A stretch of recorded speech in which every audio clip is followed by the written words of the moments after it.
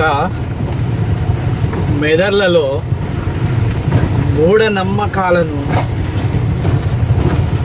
ఎంత భయంకరంగా నాటారు అని అంటే అందులో నుంచి బయటికి రావడానికి భయపడేంతగా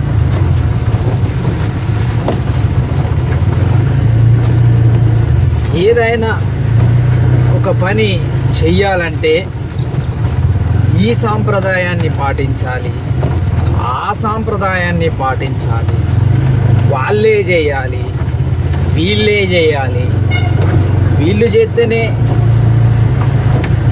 కరెక్టు అనే విధంగా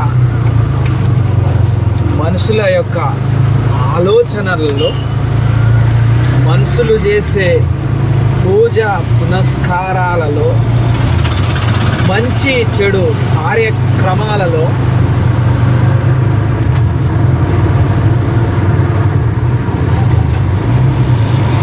వాళ్ళు నడుచుకునే విధంగా వాళ్ళ మనసులలో నాటుకునే విధంగా ఒత్తిడి చేసి మరీ ఈ సాంప్రదాయాలను, ఈ మంచి చెడులను, తక్కువ ఎక్కువలను బోధించారు. ఎవరు అనంటే ఈ సాంప్రదాయవాదులు.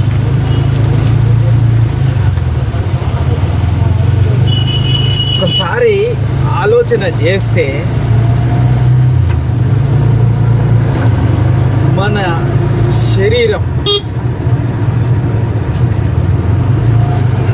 శరీరంలో ప్రతి అవయవం కూడా అవసరమే. ఏ అవయవం లేకపోయినా కూడా మనిషికి తన యొక్క మనుగడను కొనసాగించలేడు.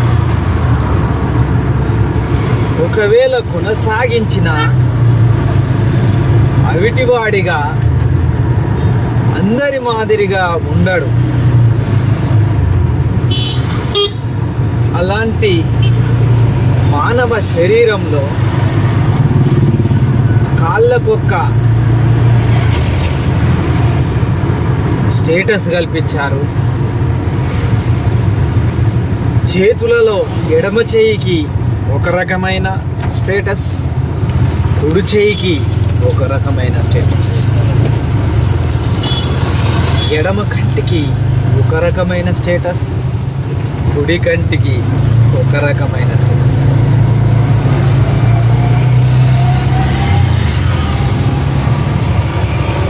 కాలు మీద కాలేసుకుంటే ఒక రకమైన స్టేటస్,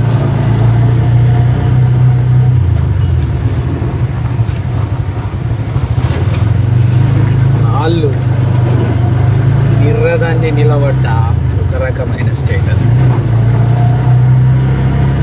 ఇలా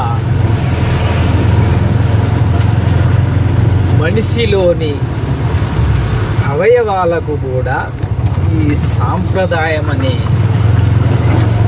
ముసుగు కప్పేశారు. ఎడమ చేత ఏదైనా పని చేస్తే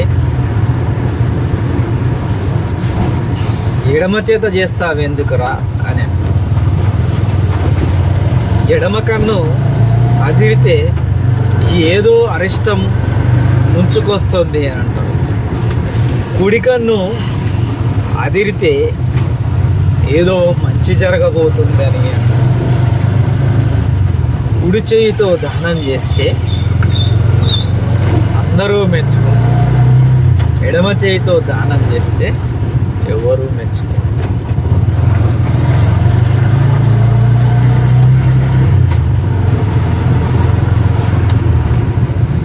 ఇలా శరీరం లోపల ఉన్న అవయవాలకు కూడా మనలో సాంప్రదాయం అనే ముసుగును ధరించి వేశారు.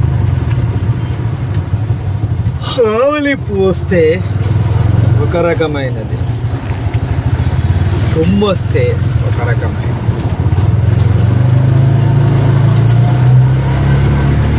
కడుపులో గ్యాస్ వచ్చి ఒక అటం బాంబు వస్తే ఒక రకమైన ఫీల్. ఇలా ప్రతిదాన్ని కూడా కరప్షన్ చేసి సాంప్రదాయాలనే ముసుగులో మనుషుల యొక్క ఆలోచనలలో సమానత్వాన్ని పక్కన పెట్టి ఎక్కువ తక్కువ, మంచి చెడు అనే